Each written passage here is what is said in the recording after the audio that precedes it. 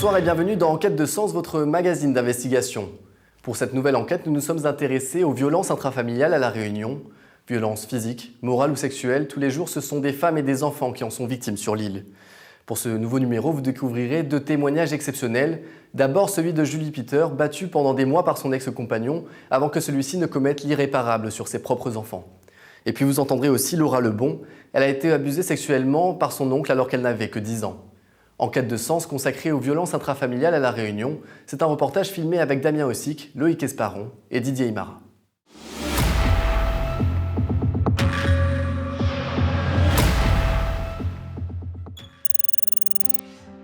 Julie a vécu ce qu'aucune maman ne devrait jamais subir. Il y a tout juste 3 ans, après des mois de violences morales et physiques, son compagnon de l'époque a commis l'irréparable sur 3 de leurs 4 enfants. Il avait dit à moi comme ça que Lisa tuait tout et Lisa finit avec ça. C'est là m'a téléphoné la police, m'a affolée. Parce que pour moi, depuis ma levée, m'a senti que pareil c'était mon dernier jour. Parce que je te connais, soit je sa croisade ou quelque chose comme ça. Mais pour moi, Julie c'est le dernier jour sur la terre. Donc du coup, faire aujourd'hui. Parce que mon bonne maman aime bien comme il était fait à moi joli et tout, maman qui a moi, m'a bien habillé à moi, tout ça, pour Banna, mais au moins ce sera le dernier image que Banna aura de moi. Mais quand il a lancé moi ce message-là, m'a téléphoné la police, elle a demandé à moi son profil en fin de compte, m'a dit la vérité, mais ça n'a pas dit que il est violent avec les enfants quoi que ce soit, m'a dit ce profil que c'est pas un mauvais papa, mais il ne connaît pas s'il dit la vérité ou pas parce que c'est pas la première fois qu'il fait de menaces. Si l'arrivée pour les ciao, il va ciao. Comme ça, au moins, il est fini, en fin de compte. La souffrance, les douleurs et tout, la peur surtout, il est fini. Quand on m'a décidé ça, c'est son frère que l'a dit à moi. Il a annoncé à moi ça au téléphone et il a raccroché tout de suite aussi, hein, parce que t'es dur. Franchement, mais tu ne connais pas l'expression, le ciel il tombe sur tête. Ce jour-là, m'a connu, c'est quoi? Le soleil était pète comme ça. Hein? Mais regarde le ciel était noir.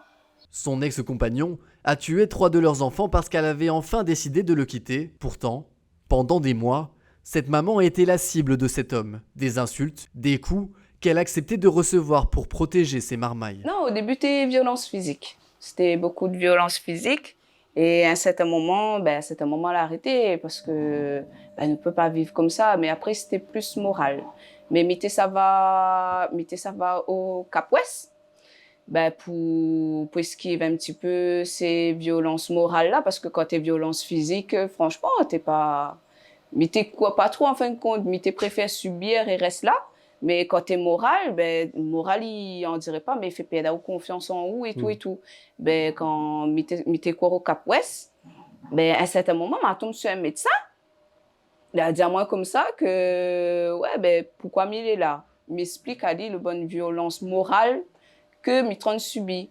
Et elle a dit à moi, oui, c'est rien. Reste là, m'a dit, c'est pas rien. Me dit, parce que c'est quand même des menaces, c'est quand même des cris, des hurlements. Pour rien. Pour un café trop chaud, pour un café trop frais, ou bien matière trop mangée, ou bien pas assez, ou quoi, c'est des trucs comme ça. Le médecin a dit, pour lui, c'était rien du tout. Donc, du coup, m'a senti à moi, tout seul, parce que me disait, même s'il a un médecin, il dit, moi, c'est rien, donc c'est moi le problème. C'est tout à fait logique, c'est moi le problème. Et m'a parti voir le réseau vif, c'est l'assistance sociale de l'hôpital que la dit, moi, aller voir le réseau vif. Et c'est là le réseau vif, elle a dit, en fin de compte, Madame Picture, ne voit pas grand-chose dessus moi, vous comprenez, pour vous autres, il est une personne normale. Elle a vu monsieur. Elle convoque monsieur et tout et tout. Et franchement, durant les 2 mois que monsieur la suive le réseau vif, monsieur n'avait point aucun problème avec moi. C'était, nous arrive à avoir des discussions, même quand il était énervé, nous t'es causé et tout et tout. Mais t'es content parce que mais t'es voir les améliorations que Ben a fait dessus lui. À un certain moment, il veut plus aller. Mais à moi aussi, elle n'est plus, hein. Il y a un téléphone de réseau vif, oui, fait en sorte qu'ils suivent encore, parce que 2 mois là, il suffit pas en fin de compte. les sans obligation, madame. Je dis, oui, mais tout ça là, on a fait, mais pour fait depuis le début, tout ça là, discours, mais 30 fait, tout ça, tout ça. Donc ça, c'est rien. Oui, mais c'est la loi, elle est comme ça. C'est ça, en fin de compte, ce truc, c'est la loi. Il emmène pas mon bonne marmaille avec moi, c'est la loi.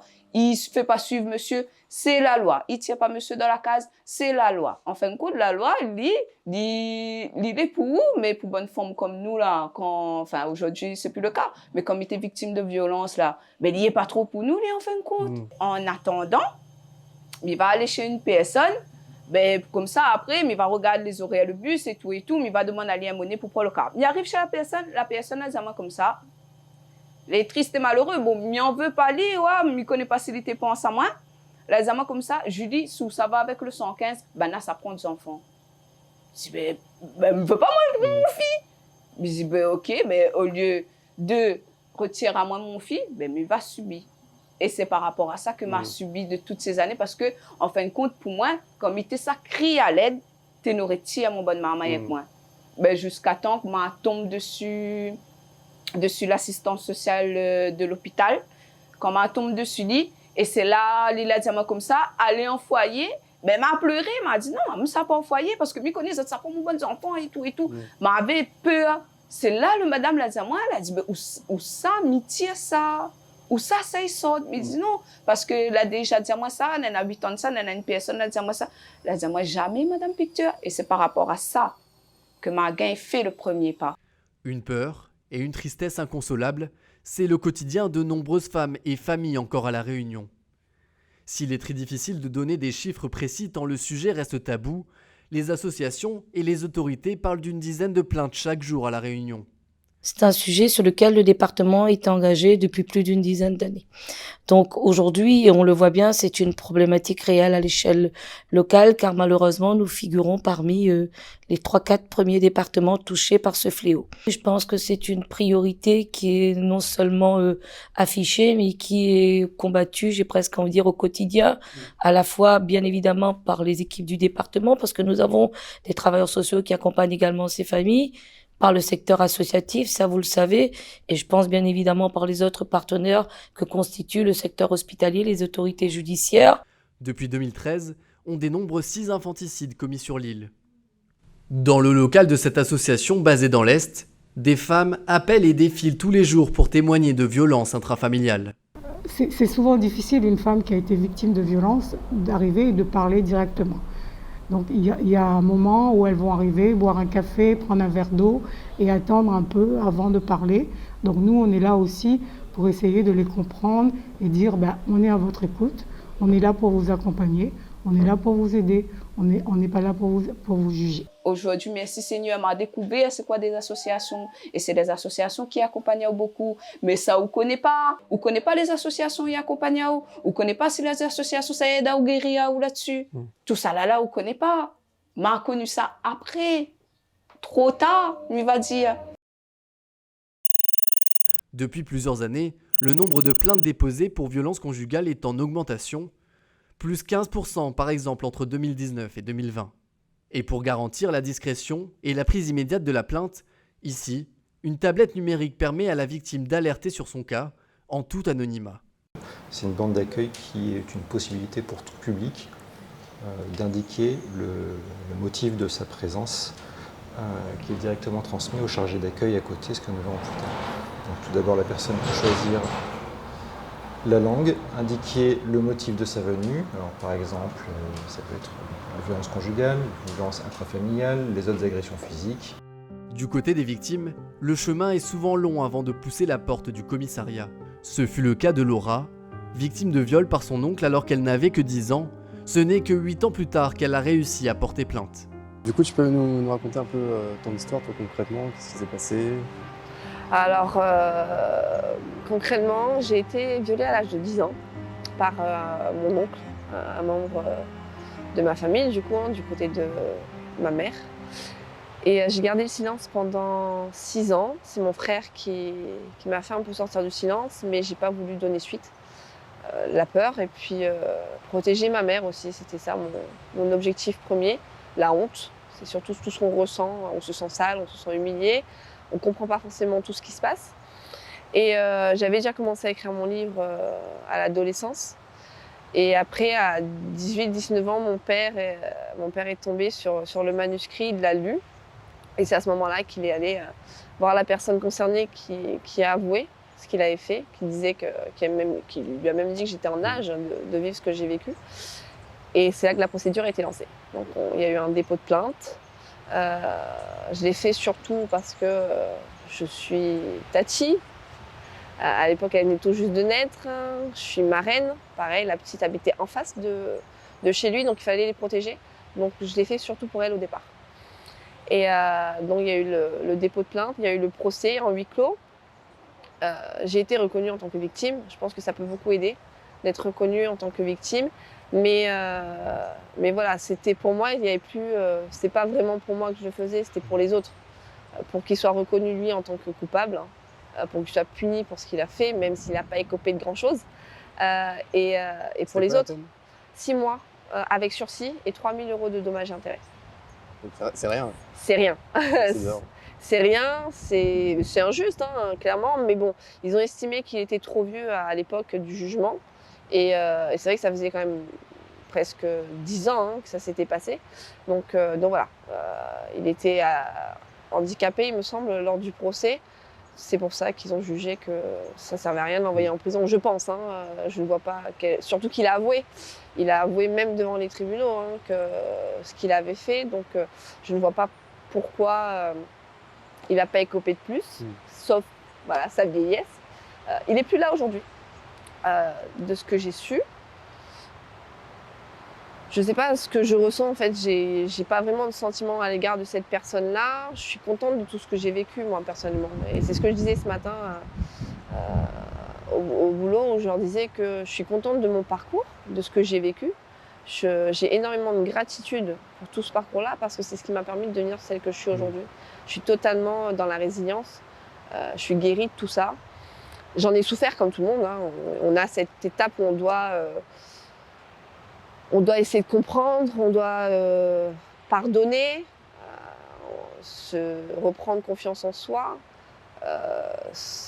se dire que oui, on a été une victime, c'est pas de notre faute, sortir de la culpabilité aussi. Et pendant longtemps, tu t'es dit que c'était de ta faute? Oui, bien sûr. J'ai été violée, j'avais 10 ans, donc entre le moment où on est dans un déni quand même.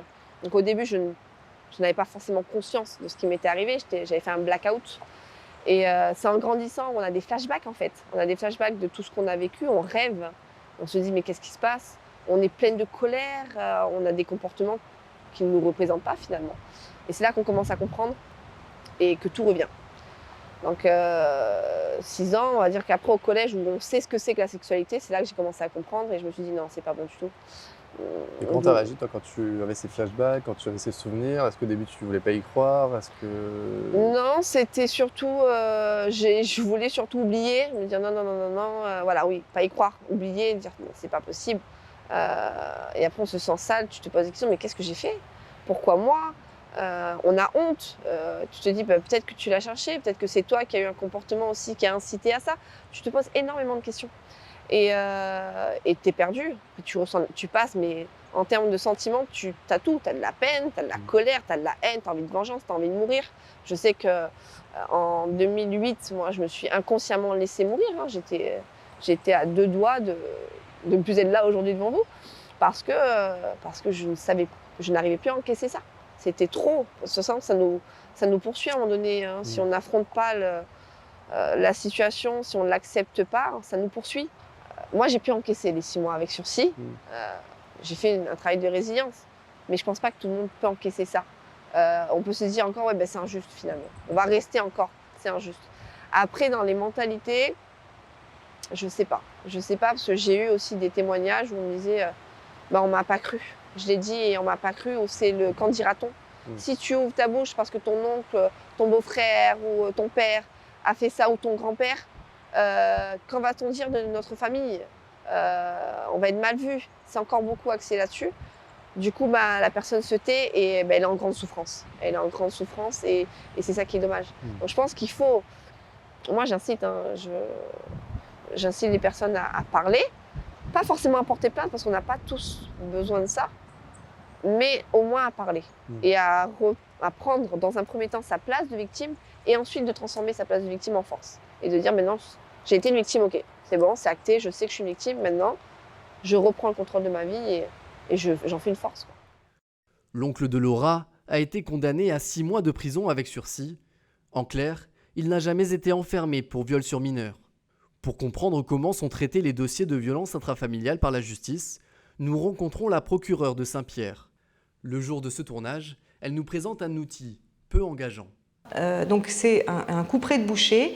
Ça c'est une de mes dernières audiences en comparution immédiate où monsieur donc menaçait sa femme avec ce couperet et lui caressait la joue avec ça. Et donc quand la présidente d'audience a demandé à la victime « Qu'est-ce que vous avez ressenti quand il vous a fait ça ?», elle a dit « Mais je ne ressens plus rien, je suis déjà morte. » Et je vous assure, c'est encore pire, c'est glaçant. C'est-à-dire qu'elle supportait ça depuis tant d'années. Elle n'en avait pas parlé et en fait, voilà, elle ne ressentait plus rien. Et c'est parce qu'il a commencé à s'attaquer à ses enfants que tout d'un coup, et que ses enfants ont dû intervenir pour la protéger, que tout d'un coup, elle a réalisé. Et ça, on le voit beaucoup dans les dossiers. C'est les enfants, finalement, c'est les enfants qui sont plus solides presque que les parents et qui ont cette responsabilité d'arrêter les violences du père sur la mère. Et ça, il y a vraiment un problème et c'est vraiment pas normal. Il faudrait d'abord que la famille, souvent la famille autour le sait, s'en rend compte. Et c'est aussi à la famille d'être soutenante et d'aider la victime. C'est pas à elle, en plus, de porter le poids de la culpabilité. Donc voilà, ça c'est aussi un message très important, c'est que les femmes victimes de violences ne sont pas seules, elles devraient pouvoir se confier à leur famille qui devrait dénoncer aussi les faits. Elles devraient aussi pouvoir aller voir un avocat, pouvoir en tout cas se défendre, être soutenues par des associations de femmes. Il y a beaucoup d'associations de femmes qui sont très bien. Et puis après, nous, on a aussi beaucoup, et vraiment je remercie le Réseau Vif et la RAJUFA pour leur implication au quotidien aussi pour soutenir ces femmes victimes de violences. Et quand vous voyez ou vous entendez ce genre d'histoire, vous, qu'est-ce que ça vous fait? Qu'est-ce que vous ressentez? Même en enlevant le côté procureur, mais rien que les histoires en fait, que vous entendez ici quotidiennement. Alors ça c'est compliqué à dire parce que forcément, en fait, faut toujours, quand on est magistrat, il faut trouver cette juste distance. Et je pense que c'est ça qu'attendent les gens de nous. C'est-à-dire en même temps être solide, pouvoir avoir le recul nécessaire pour bien traiter les affaires et en même temps continuer à être touché par ces affaires. Et c'est ça la vraie difficulté. Voilà, et on reste humain. Parce qu'on peut pas, je vais pas devenir un robot. En même temps, je dois prendre. Donc c'est cette juste distance que j'essaie toujours de garder. Alors je dis pas, c'est pas tous les jours facile. Hein. Il y a des moments où aussi je suis envahie, comme tout le monde. Enfin, je reste une femme qui effectivement ressent beaucoup de choses. Il y a des moments où c'est difficile, mais j'essaie toujours de garder la tête froide, justement pour pouvoir traiter tout le monde de la même façon et ne pas arriver à mettre un peu de côté l'affectif tout en ressentant de l'empathie. Mais est-ce que justement vous avez assez de moyens pour traiter ces dossiers qui sont très complexes, j'imagine? En 2021, vous demandez justement avec M. Dufry à l'État à avoir plus de moyens sur ces dossiers. Est-ce que vous les avez eus? Alors oui, il y a eu une évolution, pas en termes de magistrats, puisqu'on est toujours à 6 magistrats, donc ça c'est encore insuffisant, et ça je l'ai dit, mais il y a eu des évolutions très positives, notamment effectivement en 2021, on réclamait des juristes assistants pour créer vraiment une équipe autour du magistrat, et des assistants qui nous aident à étudier tous les dossiers, parce que ce qui est important dans les violences intrafamiliales, on ne traite pas les violences intrafamiliales comme on traite une conduite en état alcoolique, une conduite sans assurance, ou à la rigueur on pourrait faire un barème pour qu'il y ait une égalité de tous devant la loi. Là c'est pas ça du tout, il y a de l'humain derrière, et il faut surtout prendre en charge les trois ensemble, auteurs, victimes et les enfants qui ont assisté. Et donc ça nécessite vraiment de pouvoir se plonger dans le dossier, de comprendre comment fonctionne la famille. Et pour ça, on avait besoin d'assistants, et donc on en a eu une, et maintenant une deuxième. Donc déjà, ça nous aide énormément pour faire face à cette augmentation des violences intrafamiliales. Donc ça reste insuffisant en termes de magistrats, mais en termes d'équipe, on a eu 2 nouveaux équivalents en temps plein. Voilà. Et pour terminer justement, vous en tant que procureur de Saint-Pierre, quels sont vos objectifs sur ce domaine? Alors mes objectifs, c'est toujours de faire mieux, c'est-à-dire évidemment qu'il n'y ait plus de féminicides. Moi, j'aimerais pouvoir anticiper tous les féminicides, mais ça, je sais très bien que ce n'est pas de mon pouvoir. C'est-à-dire que, en fait, les féminicides, c'est souvent un échec de toutes les politiques publiques antérieures. C'est-à-dire qu'on n'a pas su voir la pauvreté. Il y a un problème d'éducation aussi, notamment dans la vision de la femme ou dans l'égalité femmes-hommes. Voilà, moi, j'aimerais pouvoir prévenir les choses, mais je ne fais pas de la justice prédictive et je ne peux pas. Moi, je suis là pour la répression, donc je serai toujours là pour réprimer les féminicides. Mais avant, il faut vraiment qu'il y ait une vraie politique de prévention qui se remette en place, et notamment dans l'éducation, surtout des hommes, à respecter les femmes. Et je crois que c'est ça qui est vraiment très important. Donc c'est là où on continuera à se battre, parce qu'à chaque fois, je sensibilise le rectorat, et je voudrais vraiment qu'il y ait de plus en plus de formation dans les écoles pour cette égalité-là et ce respect. Malgré la condamnation de son ex-compagnon, Julie vit toujours dans la peur de le voir réapparaître. Elle vit aujourd'hui avec sa fille pour qui elle continue de se battre et de vivre. Ma fille ne me connaît pas quelle force incroyable l'INENA, mais je pense que c'est beaucoup de prières. Hein. C'est beaucoup la prière et tout qui aide à nous, qui fait tenir à nous debout aujourd'hui. Hein. Mais c'est lui qui lève à moi la tête. Hein. C'est comme si en fin de compte, il inverse les rôles. C'est moi la fille et lui la maman. Ma répondant 13 ans et regarde que ça arrive à moi parce que soit tu n'es pas assez intelligente ou soit tu ne connais pas moi. Mais que bonne de monde là, mais il veut que les autres sortent à autres là-dedans. Que les autres ils sont à autres fort. Que les autres ils sont à autres fort. Mon bon enfant il manque à moi, ça les sûr et certain. Mon pleur commence toujours par ça. Commence par je me suis dit, Clément Benjamin. Voilà pour ce reportage consacré aux violences intrafamiliales à La Réunion, et je tiens à remercier Julie Peter et Laura Lebon qui ont accepté de témoigner devant les caméras d'Enquête de Sens. Bonsoir Frédéric Housset. Bonsoir. Vous êtes le président de la CEVIF, le collectif pour l'élimination des violences intrafamiliales à La Réunion.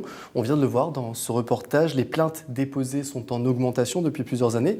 Selon vous, c'est parce que les violences augmentent ou parce que les victimes osent plus aller déposer plainte aujourd'hui ? Je crois plus à la seconde hypothèse. Quelquefois, effectivement, on voudrait médiatiser l'idée que les violences augmentent à La Réunion. Mais en fait, je crois que c'est un indicateur paradoxalement plutôt positif. Effectivement, c'est le fruit d'un travail de fond, de terrain, des institutions et des associations. On a vu aussi justement des outils qui ont été mis en place dans les commissariats de police, de gendarmerie, notamment une tablette numérique pour respecter un peu plus l'anonymat des personnes qui viennent déposer plainte justement. Qu'est-ce que vous en pensez de tout ça ? Est-ce que ça suffit aujourd'hui à La Réunion ? Est-ce que tout est bien fait pour recevoir les plaintes ou il y a encore du travail ? Il y a encore du travail, mais tous les petits pas sont appréciables. On le sait qu'il faut énormément de courage pour franchir le seuil d'une brigade de gendarmerie ou d'un commissariat. Il faut respecter le temps, la temporalité de la victime.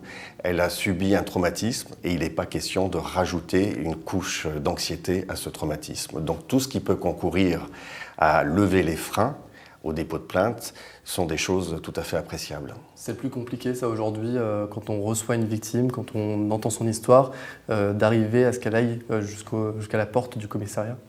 En tout cas, ce que j'aimerais dire, à l'instar du docteur Vio, qui est psychologue à Rouen, c'est qu'il s'agit de respecter la parole de la victime quand elle est parole, le silence de la victime lorsqu'il est silence. Il ne faut surtout pas y aller au pied de biche. Et on a tendance à asséner à travers nos campagnes gouvernementales, mais aussi en tant que bien-pensant, en tant que sachant, on a tendance à adresser aux victimes des injonctions qui sont tout bonnement insupportables. La procureure de Saint-Pierre, qu'on a vue également dans ce reportage, elle dit qu'il n'y a plus de problème sur l'accueil des victimes, que tout aujourd'hui est mis en place, que les agents sont bien formés. Est-ce que vous êtes d'accord avec elle sur ce point-là ? Je peux témoigner des efforts. Je rends hommage par exemple au lieutenant-colonel Rudilène qui est en charge des vifs et qui a tenu à son arrivée à former l'ensemble des effectifs de la gendarmerie. Dire qu'il n'y a aucun problème, ça serait mentir, puisque de manière quotidienne, on me rapporte des incidents. Quand moi-même, je n'étais pas engagé dans l'associatif, je trouvais le discours des associatifs caricatural.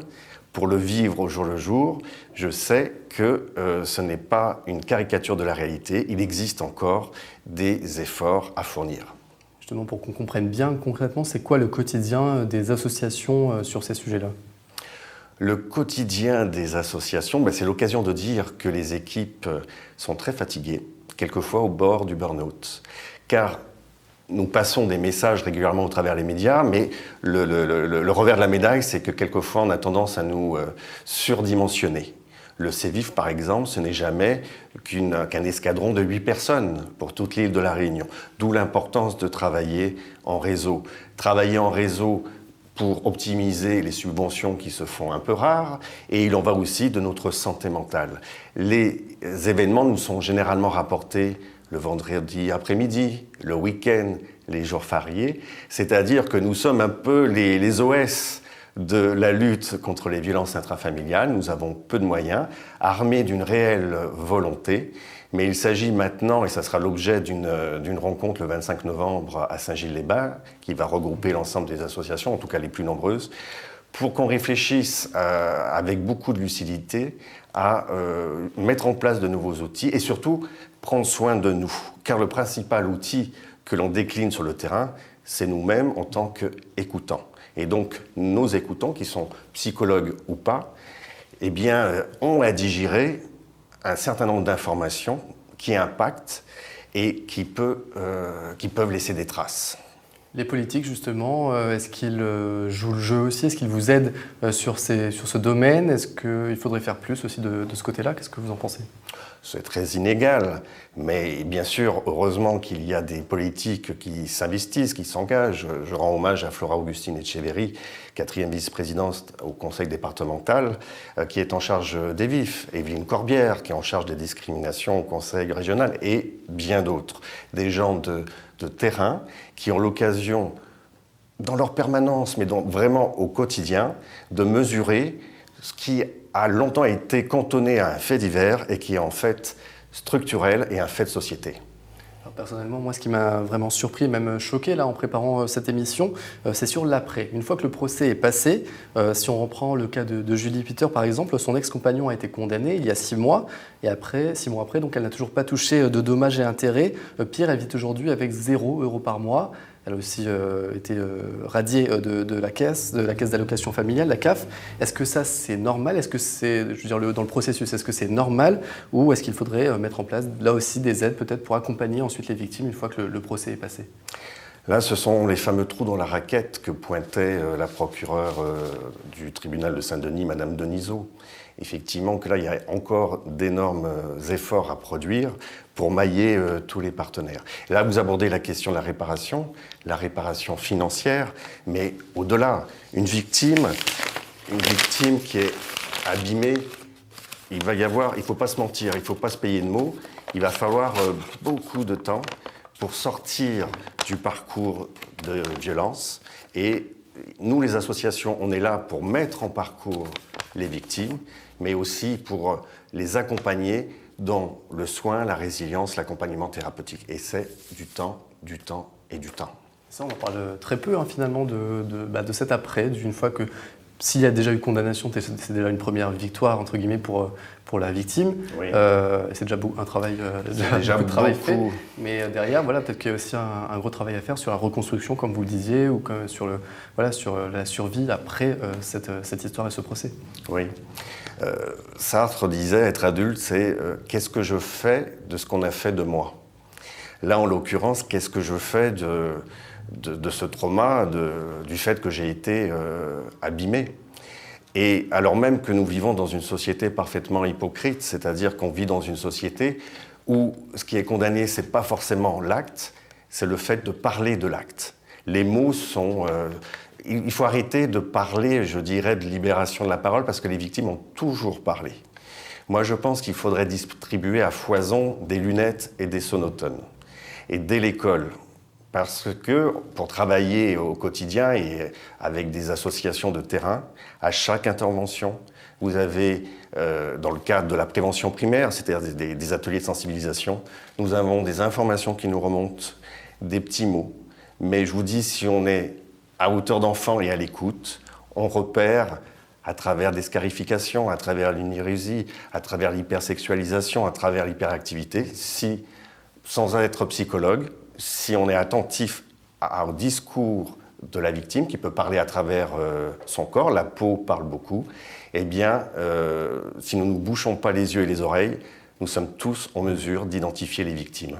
Et en parlant de sujets tabous, on a aussi parlé d'inceste dans le reportage. Là aussi, il y a un gros travail à faire pour que les langues se délient, pour que les victimes puissent arriver à parler. Tout à fait. Alors là, c'est un sujet qui est tabou. À part dans les colloques, dans les assises entre sachants, on n'en parle pas à La Réunion. Le 25 novembre 2021, j'ai eu l'occasion de m'exprimer au sein de l'hémicycle du conseil départemental et je disais que le temps n'était pas si loin où on allait faire la passerelle, la jonction entre le 20 novembre, qui est la journée internationale du droit de l'enfant, et le 25 novembre, qui est la journée internationale pour l'élimination des violences à l'égard des femmes. Et je disais, j'en faisais la proposition aux élus qu'il serait tout à l'honneur du département que d'accueillir la commission indépendante sur l'inceste et les violences sexuelles faites aux enfants, la CIVIS, co-présidée par le très médiatique juge Édouard Durand et Nathalie Mathieu, qui vont venir à La Réunion au premier trimestre 2023. Ils vont venir, là j'en suis très fier, c'est le fruit d'un lobbying, La Réunion, Mayotte. Ils ont été très impressionnés que les associations au-delà des frontières s'unissent pour les interpeller. Et donc, ils vont venir, je me permets de déployer ce petit drapeau qui met en exergue le numéro de téléphone que vous pouvez appeler 0800 100 811 si vous avez été vous-même victime ou témoin d'une agression sexuelle, d'un inceste. Justement, j'allais vous poser la question, dans ces cas-là, qu'est-ce que l'on doit faire, qu'est-ce que l'on peut faire si l'on décèle des formes d'agression, de violence physique ou d'agression sexuelle sur un enfant? Dans le cas d'un dévoilement, alors si c'est un enfant, vous avez la possibilité de faire ce qu'on appelle une information préoccupante auprès des services du conseil départemental. Les établissements scolaires ont eux-mêmes leur propre dispositif, CRIPEN, et ils ont l'obligation de remonter ces informations. On a la possibilité de saisir les gendarmes, les policiers, voire là le procureur. Mais en tout cas, ne vous faites pas au pied de biche celui qui va rajouter de l'anxiété et du trauma. Psychologue, policier, gendarme, qui que vous soyez, ne soyez pas dans le jugement, n'essayez pas de convaincre, mais avec la plus grande bienveillance, soyez à l'écoute. En tout cas, la pire insulte serait de se boucher les yeux et les oreilles et être vous-même englué dans le déni. Pour qu'on ait un avis, un œil sur ce fléau aussi, qu'est-ce que ça représente? Est-ce que vous avez beaucoup de dossiers qui remontent justement soit d'inceste, soit de violences physiques sur des enfants? Alors l'inceste, il est documenté depuis le 19e siècle et les chiffres sont récurrents. On considère qu'il y a une petite fille sur 5, un petit garçon sur 13 qui sont victimes d'inceste. Et là, toutes les statistiques, toutes les études épidémiologiques reviennent sur ces chiffres-là. Une étude qui a fait beaucoup de bruit, c'est le sondage IFOP avec l'association Face à l'inceste, qui révélait qu'un Français sur 10 avait été victime, se déclarait victime d'une agression sexuelle. Ça veut dire près de 7 millions de Français. Ça veut dire presque autant d'agresseurs. Ça veut dire que nous sommes tous englués dans cette culture de l'inceste. Chaque fois que nous sortons de chez nous, ou même sans sortir de chez nous, nous côtoyons une victime, nous côtoyons un agresseur. Vous parlez de culture du viol, culture d'inceste. Est-ce qu'au final, ces problèmes de violence, d'abus sexuels, ce n'est pas à la base aussi des problèmes sociaux, peut-être un environnement précaire, des frustrations liées à l'enfance qui finalement se révèlent une fois adultes ou sont des conséquences de ces problèmes? Oui et non. Je dirais attention de ne pas tomber dans un versant idéologique. Pendant très longtemps, on a cantonné l'inceste à certaines catégories sociales. L'inceste, c'était les ouvriers. En réalité, l'inceste, et on le voit notamment à travers le scandale du Hamel, qui touche à l'élite de la société française, que s'il y a bien un crime contre le développement et contre l'humanisation de nos enfants, c'est bien l'inceste. Qui ignore toutes les frontières, toutes les classes sociales. Et là, il faut vraiment qu'on s'enlève ça de l'idée. Bien sûr que c'est systémique, que va se rajouter des problématiques, les différentes crises, les différentes pandémies, problématiques de l'alcool, les carences éducatives. Et donc justement, le maître mot, c'est d'informer et d'éduquer. Pour vouloir protéger les enfants des turpitudes de ce monde, eh bien, on fait un blocus, on se censure alors que la solution au problème, c'est commencer par éduquer les enfants à la vie sexuelle et à leur enseigner que leur corps leur appartienne. Parce que généralement, l'incesteur, qu'est-ce qu'il va dire ? Tais-toi, ne fais pas de peine à maman. Ça se passe comme ça dans toutes les familles. Moi, je suis là pour t'apprendre comment ton corps fonctionne. Et un enfant qui n'a pas d'autres repères, eh bien, il se tait. Et à cela se rajoute ce qu'on appelle le conflit de loyauté et la peur d'être accusé à son tour et de devenir orphelin, parce que celui qui parle, dans notre société, il est le coupable. Pour terminer, une dernière question. Est-ce que vous pensez qu'on pourra arriver un jour à stopper totalement ces violences, ces abus, ou c'est un combat perdu d'avance ? Thérèse Baïf m'a confié les rênes du Sévif à 90 ans. Elle me disait, tu sais, je ne verrai pas le moment où toutes ces violences seront éradiquées. Et moi, je lui disais, Thérèse, rassure-toi, moi non plus. Mais c'est un objectif, et comme tout objectif, à l'horizon, c'est ce qui fait qu'on se lève le matin et qu'on s'arme, qu'on combat, avec pulsion de vie contre pulsion de mort. En vérité, non, je ne pense pas qu'on éradiquera le problème. Mais pour aimer ce pays, j'ai vraiment la volonté. Un jour, des jeunes me disaient « Monsieur, quels sont vos objectifs chiffrés ?» Je trouvais la question rafraîchissante, mais je pense qu'effectivement, il est temps de sortir du schéma des marches blanches. Il en faut des marches blanches pour contenir l'émotion. Mais maintenant, il est temps de se fixer des objectifs. Ce sera donc le mot de la fin. Merci Frédéric Rousset d'être venu sur le plateau d'Enquête de Sens et d'avoir accepté cette invitation. Merci à vous. Merci à vous aussi d'avoir suivi cette émission. Je vous donne rendez-vous très vite pour un nouveau numéro d'Enquête de Sens. À très vite.